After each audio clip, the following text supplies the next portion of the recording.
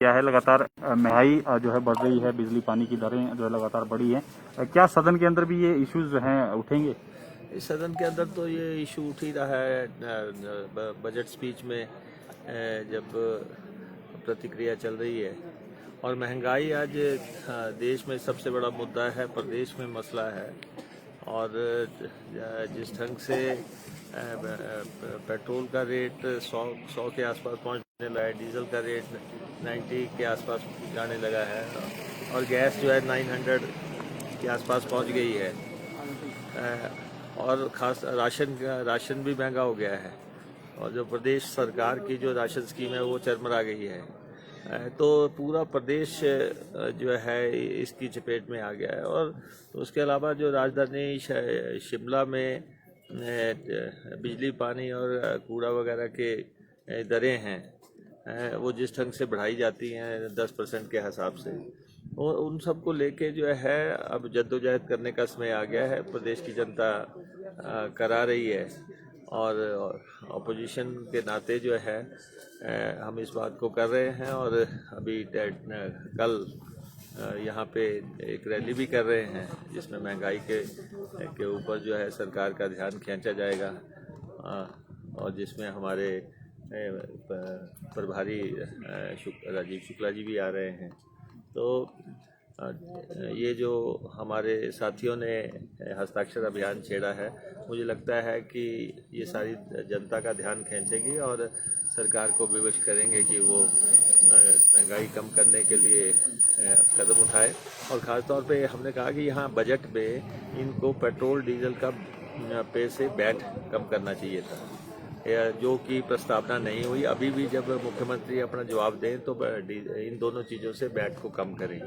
और सेकेंडली ये उज्ज्वला योजना की बात करके गैस की बात, एक सिलेंडर की बात कर रहे हैं कि हम सिलेंडर देंगे।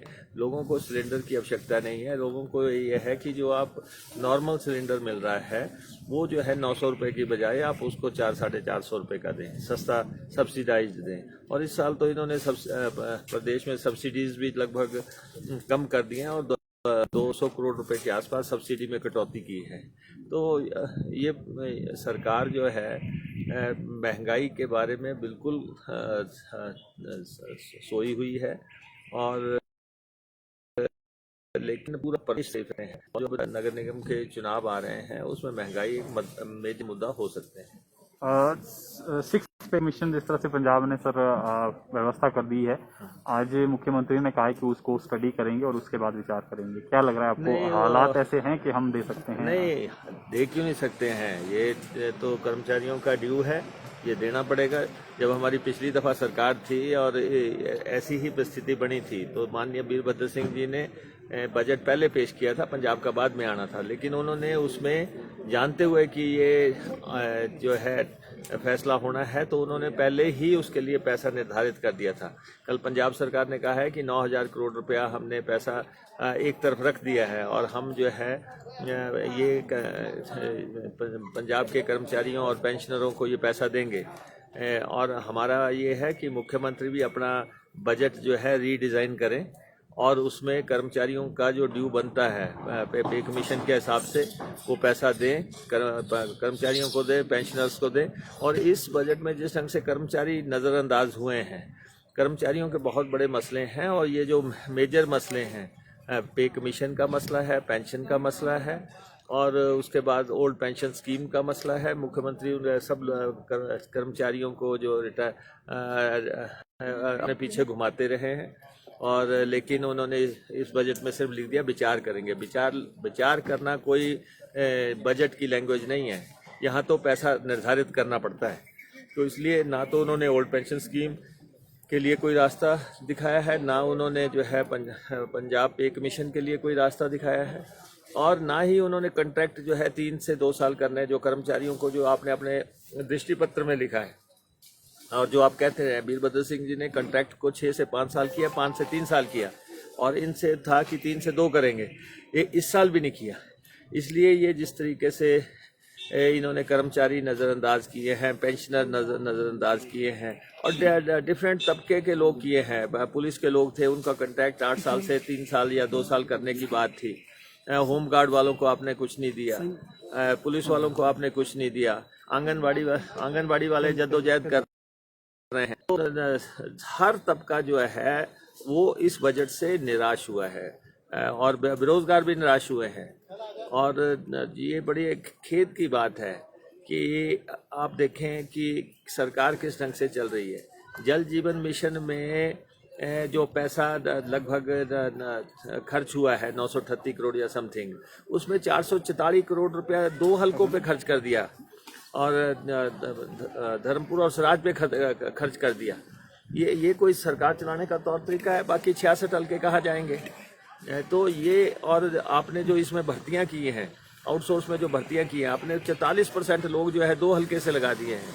तो ये जो है ना तो सरकार चलाने का तौर तरीका है, ना ही इसमें कोई पारदर्शिता है।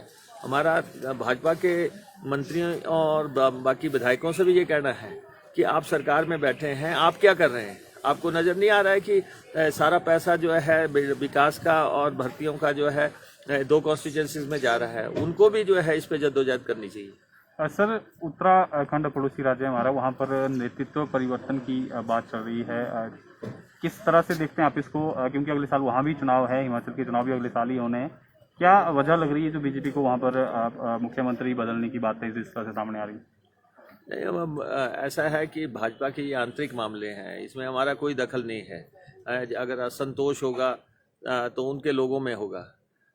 तो भाजपा को कौन मुख्यमंत्री रखना है, कौन नहीं रखना है, ये हमारा सब्जेक्ट नहीं है। हम उन लोगों में से नहीं है जैसे मुख्यमंत्री रोज कहते हैं मुकेश अग्निहोत्री बदले जा रहे हैं पिछले 3.25 साल से। हम ये नहीं कहते कि यहाँ पे कोई बदलाव होना है, ये पार्टी का अंदरूनी मामला है। ये देखें कि किस ए को रखना, बी को रखना, कोई दखल नहीं है, ना हम किसी पार्टी के आंतरिक मामलों में दखल देते हैं। और इनको भी ये हमारा सुझाव है कि अपने रास्ते पे चलें और दूसरी पार्टी में खामखा दखल देने की कोशिश न करें।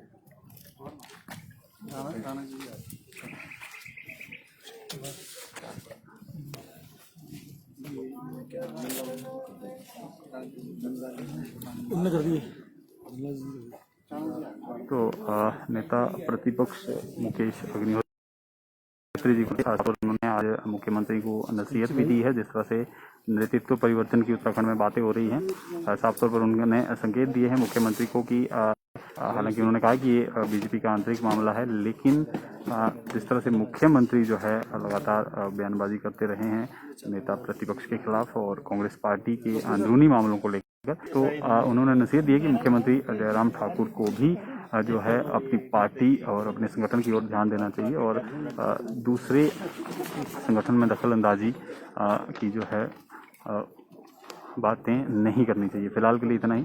आप बने रहें पंजाब केसरी हिमाचल के साथ।